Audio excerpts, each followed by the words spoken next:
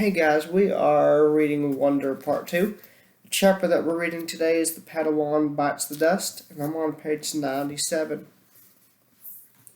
I'm not sure at what point that night Augie had cut off his Padawan braid, or why that made me really mad. I had always found his obsession with everything Star Wars kind of geeky, and that braid in the back of his hair, with its little beads, was just awful. But he had always been so proud of how long it took him to grow it, of how he had chosen the beads himself in a craft store in Soho. He and Christopher, his best friend, used to play with lightsabers and Star Wars stuff whenever they got together, and they had both started growing their braids at the same time.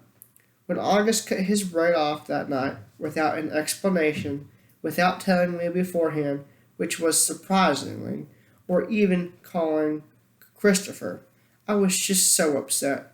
I can't even explain why. I've seen Augie brushing his hair in the bathroom mirror.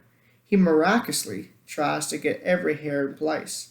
He tilts his head to look at himself from different angles, like there's some magic perspective inside the mirror that could change the dimensions of his face. Mom knocked on my door after dinner. She looked drained, and I realized that between me and Augie, today had been a tough day for her, too. "So, you want to tell me what's up?" she asked nicely, softly. "Not now, okay?" I answered. I was reading. I was tired. Maybe later. I'd be up telling her about Miranda, but not now. "I'll check in before you go to bed," she said, and then she came over and kissed me on the top of my head. "Can Daisy sleep with me tonight?"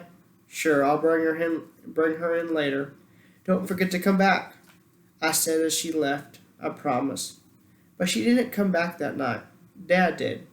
He told me Augie had had a bad first day and Mom was helping him through it. He asked me how my day had gone and I told him fine. He said he didn't believe me for a second, and I told him Miranda and Ella were acting like jerks. I didn't mention how I took the subway home by myself, though. He said nothing tests friendship like high school, and then proceeded to poke fun at the fact that I was reading War and Peace. No real fun, of course, since I'd heard him brag to people that he had a 15-year-old who was reading Tolstoy. But he liked to rib me about where I was in the book, in a war part or a peace part, and if there was anything in there about Napoleon's days as a hip-hop dancer. It was silly stuff, but Dad always managed to make everyone laugh, and sometimes that's all you need to feel better. "Don't be mad at Mom," he said as he bent down to give me a goodnight kiss. "You know how much she worries about Augie." "I know," I acknowledged. "Want the light on or off?" "It's getting kind of late," he said, pausing by the light switch at the door. "Can you bring Daisy in first?" 2 seconds later he came back with Daisy dangling in his arms, and he laid her down next to me on the bed. "Good night, sweetheart," he said, kissing my forehead. He kissed Daisy on her forehead too. "Good night, girlie. Sweet dreams." And that wraps up page 98.